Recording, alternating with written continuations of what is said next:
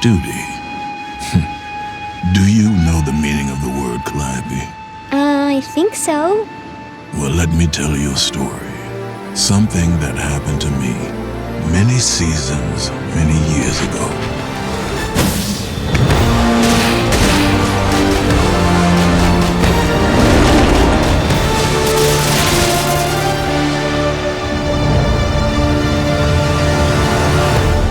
Cyclops battered us, but our shields held firm. Spartans! When we were deciding when and where to have this story take place, it was important to us to pick a very pivotal time in Kratos' life, one that we haven't seen before.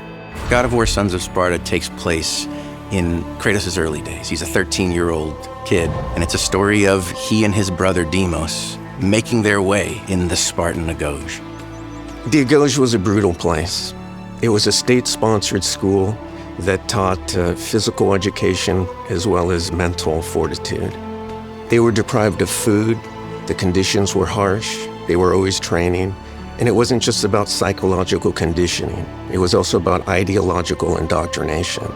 Before there was this angry, vengeful Kratos, there was a young boy. And this is what we're focusing on in this game. This young version of Kratos is very different than the Kratos that I think a lot of players know, but what was important to us was that you can see within him the future Kratoses, both the Spartan Kratos and the Norse era of Kratos. Longtime God of War fans, the biggest thing that people are going to just be blown away by is the return of T.C. Carson to the character of Kratos. I have lived as a warrior. I have died as a god, having suffered the ultimate sacrifice. Daddy? I really had no idea. I mean, I knew people really enjoyed the game, but I didn't understand what the character meant to people. It's still a lot for me, to be honest. I have people young and old coming up to me telling me what the game meant to them, how the rage that he felt, they felt, and they were able to channel that into the game. So it's a very humbling experience, all of it. Megacat really embraced the idea of going to this era of God of War that players can learn a little bit more about Kratos before everything bad happened in his life. It was interesting to be introduced to a character at a very pivotal, dramatic moment in his life. So it's an opportunity I have as an actor to go back and actually create who he was before the tragedy. Even though the characters are made of pixels and hand-drawn on screen, doesn't mean you can't tell emotional stories. We don't do it in ways where you're sitting through like long cutscenes or anything like that, because that would be completely wrong for this style of game. But we're really bringing the mentality that we attach to the God of War games we've made over the last decade, we're bringing to this genre. We definitely factored in TC's portrayal of Kratos, but because of the specifics of the story, we were able to show a kind of a different side of him. This is him being the family man between wars. And obviously he's gonna speak to his daughter very differently than when he's a vengeful god later in the series. Mother sent you to punish me? You said ugly things, They were true. yet still ugly. So he's really trying to play mediator and peacekeeper, but teach her as well. And he's teaching her through stories of his past. Well done, brother. Your tactics are improving.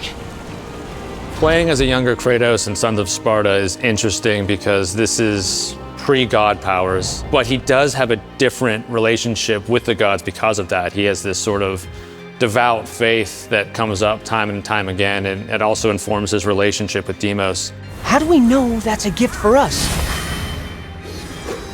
What else is in here? Look around. Deimos' dynamic with Kratos is an interesting one here.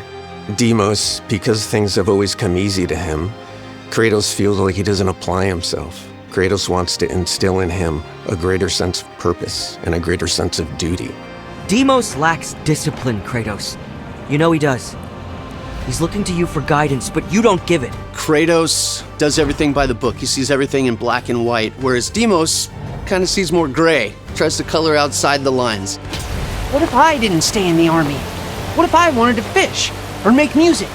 Then you would be a fool. But I think he is the person who helps to hit at the emotional core a little bit more and push Kratos out of his comfort zone. We convey the love that the brothers have with each other. They might fight with each other, but they still really care, and they would never let each other down. Let me help you. I don't need your help. Yes, you do.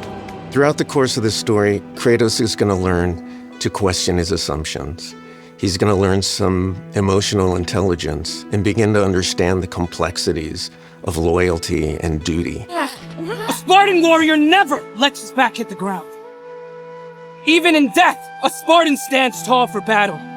You are a Spartan, are you not? Yes, Kratos.